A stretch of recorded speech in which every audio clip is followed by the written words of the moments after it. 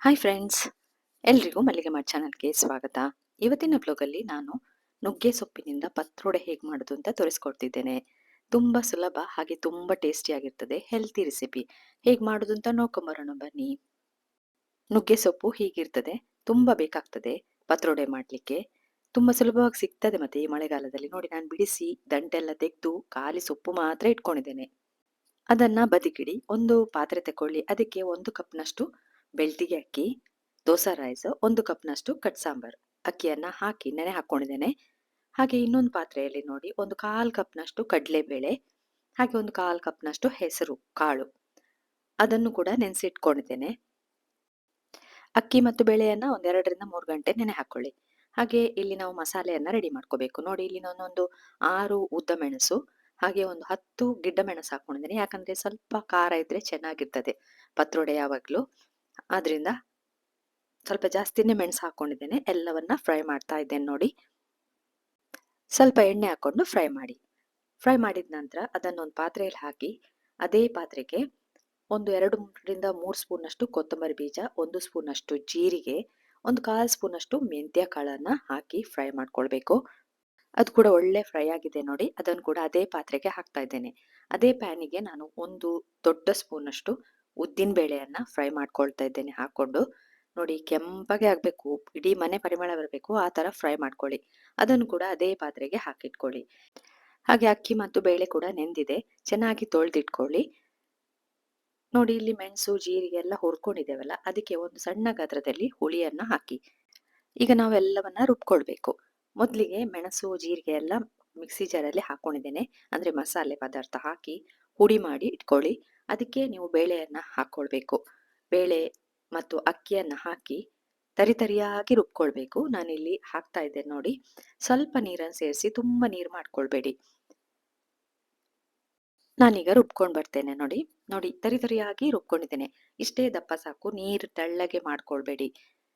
ಇದನ್ನೀಗ ಒಂದು ಪಾತ್ರೆಗೆ ಹಾಕೊಳ್ಬೇಕು. ಹಾಕೊಂಡಿದ್ದೇನೆ ಪಾತ್ರೆಗೆ. ಅದಕ್ಕೆ ಸ್ವಲ್ಪ ಉಪ್ಪು, ನಾವೆಲ್ಲೂ ಉಪ್ಪು ಸೇರಿಸ್ಕೊಳ್ಳಿಲ್ಲ, ನೀವು ರುಬ್ಕೊಳ್ಳುವಾಗನೂ ಉಪ್ಪು ಸೇರಿಸ್ಕೊಳ್ಬಹುದು. ನಾನು ಮತ್ತೆ ಹಾಕೊಳ್ತಾ ಇದ್ದೇನೆ.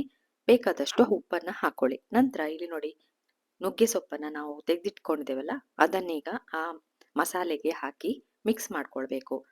ಎಷ್ಟು ಹಿಡಿತದೆ ಸೊಪ್ಪು ಅಷ್ಟನ್ನ ಹಾಕೊಳ್ಬೇಕು, ಅಂದ್ರೆ ದಪ್ಪ ಬರಬೇಕು ಒಂಥರ. ನೋಡಿ, ನಾನಿಲ್ಲಿ ಹಾಕ್ತಾ ಇದ್ದೇನೆ. ಒಮ್ಮೆ ಹಾಕಿ ಎಲ್ಲವನ್ನ ಮಿಕ್ಸ್ ಮಾಡ್ಕೊಳ್ಳಿ. ಜಾಸ್ತಿ ಆದ್ರೆ ಏನೂ ಆಗುದಿಲ್ಲ, ಸೊಪ್ಪು ಒಳ್ಳೇದೇ. ಹಾಗೆ ನುಗ್ಗೆ ಸೊಪ್ಪು ಭಾರಿ ಒಳ್ಳೇದು ದೇಹಕ್ಕೆ. ಚಿಕ್ಕ ಮಕ್ಕಳಿಗಂತೂ ಕೊಡಿ, ಅವ್ರು ತಿನ್ನುದಿಲ್ಲ ಆದ್ರೂ ಈ ತರ ಎಲ್ಲ ಮಾಡ್ಕೊಂಡು ಕೊಡ್ಬೋದು. ಅಥವಾ ಪೋಡಿ, ಪಲ್ಯ, ಉಪ್ಕರಿ ಏನಾದ್ರೂ ನುಗ್ಗೆ ಸೊಪ್ಪಲ್ಲಿ ಮಾಡ್ಕೊಂಡು ಕೊಡಿ, ತುಂಬಾ ಒಳ್ಳೇದು ದೇಹಕ್ಕೆ. ಹಾಗೆ ಹೆಣ್ಣು ಮಕ್ಕಳಿಗೆ ಪೀರಿಯಡ್ಸ್ ಟೈಮಲ್ಲಿ ಹೊಟ್ಟೆ ನೋವು ಬರ್ತದೆ ನೋಡಿ, ಅದಕ್ಕೆ ಕೂಡ ನುಗ್ಗೆ ಸೊಪ್ಪನ್ನ ಬೇಯಿಸಿ ಅದರ ನೀರನ್ನು ಒಂದು ಅರ್ಧ ಗ್ಲಾಸ್ನಷ್ಟು ಅವರಿಗೆ ಕೊಡಿ. ಹೊಟ್ಟೆ ನೋವು ತಕ್ಷಣಕ್ಕೆ ನಿಂತು ಹೋಗ್ತದೆ. ನೋಡಿ, ನುಗ್ಗೆ ಸೊಪ್ಪನ್ನೆಲ್ಲ ಮಿಕ್ಸ್ ಮಾಡ್ಕೊಂಡು ಆಗಿದೆ. ನಾನೀಗ ಬಾಳೆಲೆ ಇದ್ರೆ ಅದರಲ್ಲಿ ನೀವು ಹಾಕಿ ಬೇಯಿಸ್ಕೊಳ್ಬಹುದು. ಇಲ್ಲಿ ಬಾಳೆಲೆ ಸಿಗ್ಲಿಲ್ಲ ನನಗೆ, ಅದಕ್ಕಾಗಿ ನಾನು ಇಡ್ಲಿ ತಟ್ಟೆಯಲ್ಲಿ ಹಾಕೊಂಡು ಬೇಯಿಸ್ತೇನೆ. ಈಗ ಫಸ್ಟಿಗೆ ಸ್ವಲ್ಪ ಎಣ್ಣೆ ಹಾಕಿ, ತೆಂಗಿನೆಣ್ಣೆ ಹಾಕಿ, ಒಳ್ಳೆ ಟೇಸ್ಟ್ ಆಗ್ತದೆ, ಪರಿಮಳ ಕೂಡ ಬರ್ತದೆ. ಸ್ವಲ್ಪ ಜಾಸ್ತಿನೇ ಎಣ್ಣೆ ಹಾಕೊಳ್ಳಿ, ಏನ್ ತೊಂದರೆ ಇಲ್ಲ. ನಂತರ ಇಲ್ಲಿ ನಾನು ಒಂದೊಂದು ಇಡ್ಲಿ ಹಾಗೆ ಮಾಡಿ ಬೇಯಿಸ್ತಾ ಇದ್ದೇನೆ ನೋಡಿ. ಒಂದೊಂದಾಗಿ ಇಡ್ತಾ ಇದ್ದೇನೆ. ನೀವು ಇಡ್ಲಿ ಹೇಗೆ ಬೇಯಿಸ್ತೀರಿ ನೋಡಿ, ಅದೇ ತರ ಬೇಯಿಸ್ಕೊಳ್ಳಿ. ಈಗ ಬೇಯಿಸ್ಕೊಂಡು ಆಗಿದೆ, ನನಗೆ ಒಂದು 20ರಿಂದ 30 ನಿಮಿಷದವರೆಗೆ ಬೇಯಿಸ್ಕೊಳ್ಳಿ. ನೋಡಿ ಎಷ್ಟು ಚೆನ್ನಾಗಿ ಮೇಲೆ ಬರ್ತದೆ ಅಂತ. ಅದನ್ನೀಗ ತೆಗೆದು ಒಂದು ಪಾತ್ರೆಯಲ್ಲಿ ಹಾಕ್ತಾ ಇದ್ದೇನೆ. ನೀವು ಇದನ್ನು ಹೀಗೆ ಕೂಡ ತಿನ್ಬೋದು, ತೆಂಗಿನೆಣ್ಣೆ ಹಾಕಿ ಊಟಕ್ಕೆ ತಿನ್ನಿ. ಹಾಗೆ ನೀವು ಮಾಡ್ತಿರುವಾಗನೇ ಒಂದು ಬಾಯಿಗೆ ಹಾಕೊಳ್ಳಿ, ತುಂಬಾ ಟೇಸ್ಟಿ ಆಗಿರ್ತದೆ. ಈಗ ಇದನ್ನ ನಾನು ಪುಡಿ ಮಾಡ್ಕೊಳ್ತಾ ಇದ್ದೇನೆ ನೋಡಿ. ಯಾಕಂದ್ರೆ ನಾನಿಲ್ಲಿ ಒಗ್ಗರಣೆ ಕೊಡ್ತೇನೆ, ಅದಕ್ಕೆ. ನೋಡಿ, ಚೆನ್ನಾಗಿ ಪುಡಿ ಮಾಡ್ಕೊಳ್ಳಿ ಕೈಯಿಂದ. ನಂತರ ಇದಕ್ಕೊಂದು ಒಗ್ಗರಣೆ ಕೊಡಬೇಕು. ಅದಕ್ಕೆ ಒಂದು ಬಾಣಲೆ ಇಟ್ಕೊಂಡಿದ್ದೇನೆ, ಸ್ವಲ್ಪ ಜಾಸ್ತಿನೇ ಎಣ್ಣೆ ಹಾಕೊಳ್ಳಿ, ತೆಂಗಿನ ಎಣ್ಣೆ ಹಾಕೊಳ್ತಾ ಇದ್ದೇನೆ.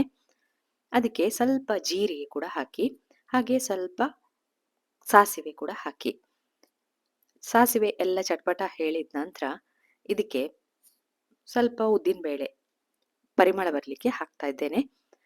ಹಾಗೆ ನೋಡಿ, ಒಂದು ಮೆಣಸನ್ನ ಕಟ್ ಮಾಡಿ ಹಾಕಿದ್ದೇನೆ, ಯಾಕಂದ್ರೆ ಖಾರ ಉಪ್ಪೆಲ್ಲ ಸರಿಯಾಗಿದೆ ಪತ್ರೊಡೆಗೆ, ಜಾಸ್ತಿ ಬೇಡ ಅಂತ ಸ್ವಲ್ಪ ಮೆಣಸನ್ನ ಹಾಕ್ತೇನೆ. ನಿಮ್ಗೆ ಬೇಕಾದ್ರೆ 1-2ರಿಂದ 3 ಮೆಣಸನ್ನ ಕಟ್ ಮಾಡಿ ಹಾಕೊಳ್ಬಹುದು. ಹಾಗೆ ನೋಡಿ, ಇಂಗು ಕೂಡ ಇಲ್ಲಿ ಸೇರಿಸ್ತಾ ಇದ್ದೇನೆ, ಒಳ್ಳೆ ಪರಿಮಳ ಬರ್ತದೆ, ಅದು ಕೂಡ ಫ್ರೈ ಆಗ್ಲಿ ಎಣ್ಣೆಯಲ್ಲಿ. ನೋಡಿ ಉದ್ದಿನ ಬೇಳೆ ಕೆಂಪಾಗಬೇಕು ಅಲ್ಲಿವರೆಗೆ ಫ್ರೈ ಮಾಡ್ಕೊಳ್ಳಿ. ಒಂದು ಒಗ್ಗರಣೆ ಸೊಪ್ಪಿದ್ರೆ ಒಂದು ಕಡ್ಡಿ ಒಗ್ಗರಣೆ ಸೊಪ್ಪನ್ನ ಹಾಕಿ ಒಳ್ಳೆ ಪರಿಮಳ ಬರ್ತದೆ. ಹಾಗೆ ನೀವು ಇದಕ್ಕೆ ಬೆಲ್ಲವನ್ನು ಕೂಡ ಸೇರಿಸ್ಬೋದು. ಬೆಲ್ಲ ಹಾಕಿದ್ರೆ ಟೇಸ್ಟ್ ಇನ್ನೊಂದು ರೀತಿಯಾಗಿರ್ತದೆ. ನಾನಿಲ್ಲಿ ಬೆಲ್ಲ ಏನು ಸೇರಿಸ್ತಾ ಇಲ್ಲ ನೋಡಿ. ಕಟ್ ಮಾಡಿಟ್ಟ ಪತ್ರೊಡೆ ಏನಿದೆ ಅಲ್ಲ ಅದನ್ನ ಹಾಕ್ತಾ ಇದ್ದೇನೆ. ಅಂದ್ರೆ ಪುಡಿ ಮಾಡಿಟ್ಟ ಪತ್ರೊಡೆ ಅದನ್ನ ಹಾಕಿ, ಬೇಕಾದ್ರೆ ನೀವು ಪುಡಿ ಮಾಡುವಾಗನೇ ಸ್ವಲ್ಪ ಬೆಲ್ಲ ಕೂಡ ಆಡ್ ಮಾಡಿ ಮಿಕ್ಸ್ ಮಾಡ್ಕೋಬಹುದು. ತುಂಬಾ ಟೇಸ್ಟ್ ಆಗ್ತದೆ. ಅದು ಒಂಥರ ಬೇರೆ ರುಚಿ. ಇದು ಒಂಥರ ಬೇರೆ ರುಚಿ ಖಾರ ಖಾರವಾಗಿ. ಇದನ್ನ ನೀವು ಊಟಕ್ಕೆಲ್ಲ ತಿನ್ಬಹುದು ಅಥವಾ ಬ್ರೇಕ್‌ಫಾಸ್ಟ್‌ಗೆ ಬೆಳಿಗ್ಗೆ ಮಾಡ್ಕೊಂಡು ತಿನ್ಬಹುದು. ನಂತರ ನೋಡಿ ನಾನಿಲ್ಲಿ ಸ್ವಲ್ಪ ತೆಂಗಿನ ತುರಿಯನ್ನ ಹಾಕ್ತಾ ಇದ್ದೇನೆ. ಒಳ್ಳೆ ಟೇಸ್ಟ್ ಬರ್ತದೆ ಅದು. ಹಾಕ್ಕೊಳ್ಳಿ. ಸ್ವಲ್ಪ ಅಂತಲ್ಲ ಎಷ್ಟು ಬೇಕಾದಷ್ಟು ತೆಂಗಿನ ತುರಿ ಹಾಕ್ಕೊಳ್ಬಹುದು. ಎಲ್ಲವನ್ನ ಚೆನ್ನಾಗಿ ಮಿಕ್ಸ್ ಮಾಡಿ ಎಲ್ಲ ಮಿಕ್ಸ್ ಆಗ್ಬೇಕು.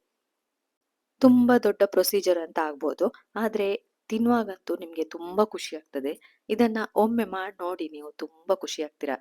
ಈ ಕೆಸುವಿನ ಎಲೆ ಸಿಗದಿದ್ದಾಗ ಈ ತರ ನುಗ್ಗೆ ಸೊಪ್ಪಲ್ಲಿ ಮಾಡಿ. ಇದು ಆರೋಗ್ಯಕ್ಕೂ ತುಂಬಾ ಒಳ್ಳೆಯದು. ನಾನಂತೂ ಈಗ ಇದನ್ನ ಸರ್ವಿಂಗ್ ಪ್ಲೇಟಿಗೆ ಹಾಕೊಳ್ತೇನೆ.